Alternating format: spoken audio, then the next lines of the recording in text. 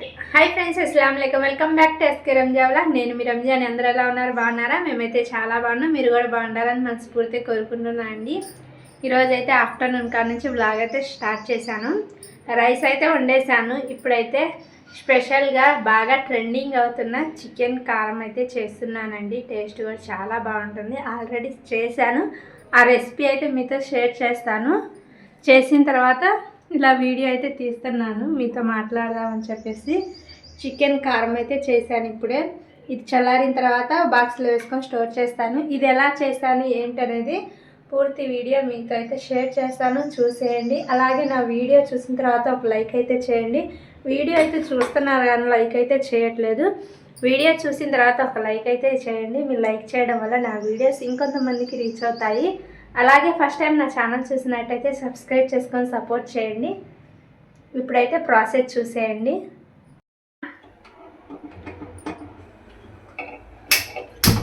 First అయితే stove వెలిగించుకొని కడాయి పెట్టేసుకోవాలి.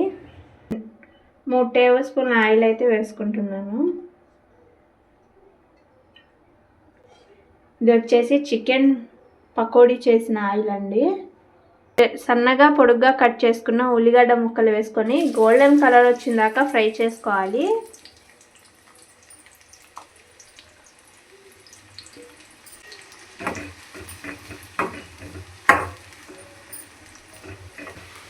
ఇలాగా మధ్య మధ్యలో కలుపుకుంటూ ఈ ఉల్లిగడ్డ ముక్కలను అయితే మంచి గోల్డెన్ కలర్ వచ్చిందాక ఫ్రై చేసుకోవాలి. ఉల్లిగడ్డ ముక్కలు అయితే ఇలాగా మంచి గోల్డెన్ కలర్ వచ్చిన తర్వాత తీసేసుకోవాలి ఆయిల్లో నుంచి.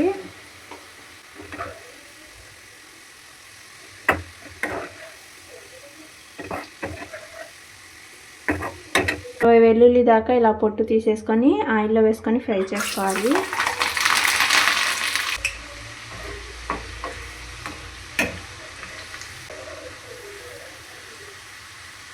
ఇలాగైతే ఫ్రై చేసుకొని పక్కకు తీసేసుకోవాలి. స్పైసీ తగ్గట్టు ఎండుమిర్చిని వేసుకొని ఫ్రై చేసుకోవాలి. ఎమ్మటే మాడిపోతే చూసుకొని తీసేసుకోవాలి.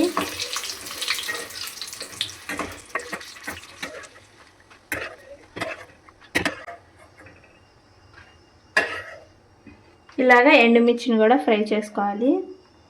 ఇప్పుడు ఇందులోకి కరివేపాకుని ఫ్రై చేసుకోవాలి.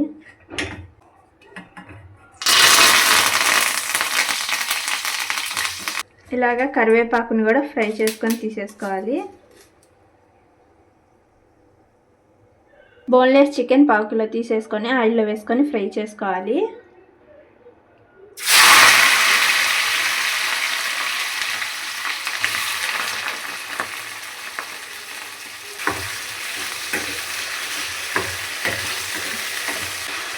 ఈ చికెన్ గోల్డెన్ కలర్ వచ్చిందాక ఫ్రై చేసుకోవాలి. చికెన్ అయితే ఇలా మంచిగా గోల్డెన్ కలర్ వచ్చిందాక ఫ్రై చేసుకోవాలి.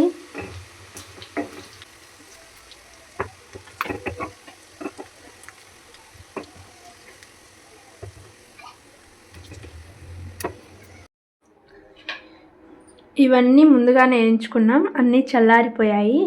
ఇప్పుడు వీటిని ఓ మిక్సీ జార్లో వేసుకోవాలి.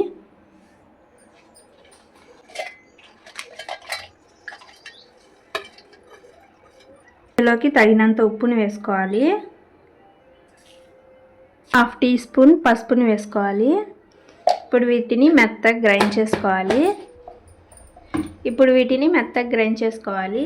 గ్రైండ్ చేసుకున్న తర్వాత ఫ్రై చేసుకున్న చికెన్, ఫైనల్గా chicken masala, 1 teaspoon garam masala అయితే వేసుకొని గ్రైండ్ చేసుకోవాలి. ఆ క్లిప్ అయితే బౌల్లో తీసేసుకుంటున్నాను. పూర్తిగా చల్లారిపోయిన తర్వాత బాక్స్లో స్టోర్ చేసుకోవచ్చు. వారం రోజుల పాటు నిల్వ ఉంటుంది.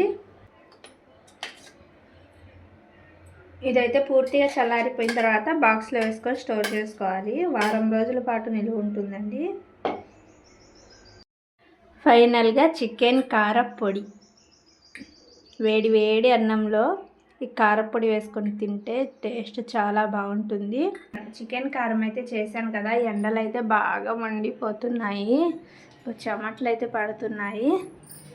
బాగా అంటే బాగున్నాయండి విలేజ్లో ఎండలు. తాళం వేసి అనుకుంటారు కదా, పిల్లలు ఉండట్లేదండి, ఎండకి బయటికి వెళ్తున్నారని తాళం వేసా డ్రిల్స్కి.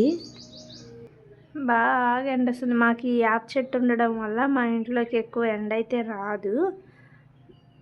మా ఇంటి మీదకు ఉంటుంది. అలాగే ఆ యాప చెట్టు నీడ పోతుంది అనగా ఇలాగా మా డాబా నీడైతే వస్తుంది. 3:30, 4కి అయితే బయటకు వెళ్ళి ఇంకా మా ఇంటి ఎదురుగా అష్టాచమ్మ అయితే ఆడతా. అది కూడా మీతో అయితే షేర్ చేస్తాను. డైలీ అయితే సమ్మర్ వచ్చిందంటే అష్టాచమ్మ కంపల్సరీగా ఆడుతూ ఉంటాం కదా. ఇప్పుడైతే లంచ్ చేసేయాలి. లంచ్ చేసి కొంచెంసేపు పడుకున్న తర్వాత పని చేసుకొని అష్టాచమ్మ కాడికి అయితే వెళ్తాము. చికెన్ కారం అయితే వేసుకున్నాను. వేడి వేడి అన్నంలో ఈ కారం కలుపుకొని తింటే టేస్ట్ చాలా బాగుంటుంది. సఫీ కైసా సూపర్. పీరు అయితే పెరుగన్నం పాపం నోరంతా పూసిందండి. అస్సలు బాగోలేదు మా పెదబాబుకి. అదంతా ఎర్రగా పూసింది. కారం అస్సలు తగలనివ్వట్లేదు. 2 ముద్దలు నేనైతే పక్క నుంచి తినిపిస్తాను. పీరు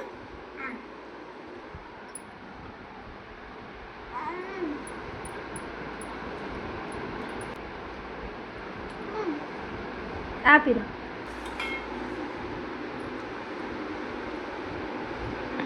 మూకోలమ్మి నోరు కూడా అస్సలు తెరవట్లేదు.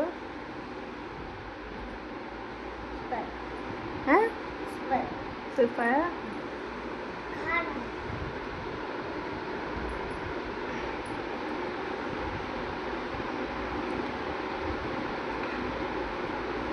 బరస్లో దే खाना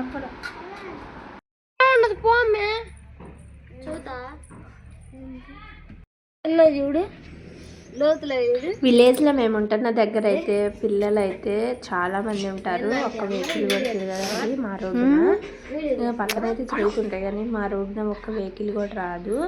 చాలా బాగుంటుంది. పిల్లలు అయితే పడుకున్నారు. వీళ్ళే ఆడుకోవడానికి వచ్చారు. సైలెంట్గా ఉండండి, పడుకున్నారని చెప్తున్నాను. ఇక్కడికి వచ్చి చూస్తే మా పెద్ద అబ్బాయి లేచి సైలెంట్గా టీవీ పెట్టుకొని చూస్తున్నాడు. మా హస్బెండ్ చిన్న అబ్బాయి అయితే పడుకున్నారు.